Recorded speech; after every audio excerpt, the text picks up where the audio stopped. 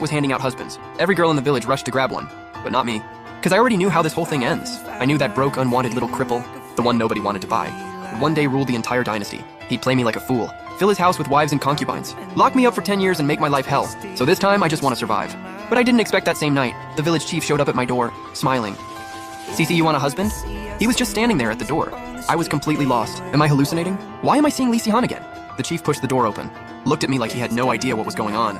Cece, what's the deal? Don't like that he's the last pick? Fine, I'll cut it to 10 coins. Then he grabbed my arm and dragged me outside, pointed at this guy slumped against the wall, barely alive, and had the nerve to say, "Aren't you always going on about pretty boys? Look at him, he's gorgeous.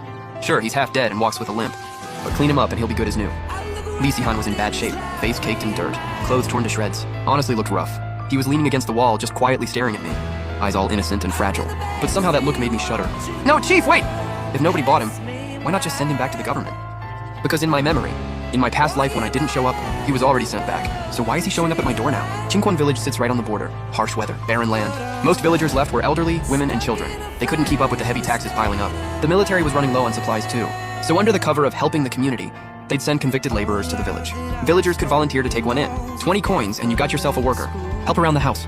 Totally worth it. No-brainer deal. So every time the government came around, the village girls would fight each other to pick first. Back then, I joined in too. Broke as I was, I just went to look around. But somehow ended up scoring a crazy deal. Only 10 coins. And I walked away with a heavily injured kid. Ridiculously good looking. The whole village thought I was an idiot. He's this messed up. Forget helping around the house. He might not even make it. And even if he survives, look at those cold, arrogant eyes. He's gonna be a nightmare to deal with. I didn't listen. I brought him home and nursed him back. And nobody saw this coming. Not only did he pull through, he treated me like I was his whole world. Brought me tea, waited on me hand and foot. Studied and passed the imperial exams for me. Built a name and a career. All for me. Well, not really for me. It was all a con. Because the day he married his royal consort, I finally woke up. He was only ever good to me because marrying me was his ticket out of slavery. His way out of Jinquan village. Everything I thought was love. To him, it was just humiliation he had to endure. He never loved me, not even a little. The village chief was stressed too. Every other year it was a mad rush. Never had this kind of headache. Who knew this year it'd all fall apart? Over one cripple. What are you even talking about? Once the government dumps someone, there's no taking them back. We're stuck with him whether we like it or not. The chief looked up at me. I wasn't saying anything, just zoning out. He figured I was just haggling over the price. 5 coins, that's as low as I'm going. Chief, it's not about the money. Not even 1 coin, I can't take him. Cece, listen to me. When I took you in back then, I didn't say a single word about it.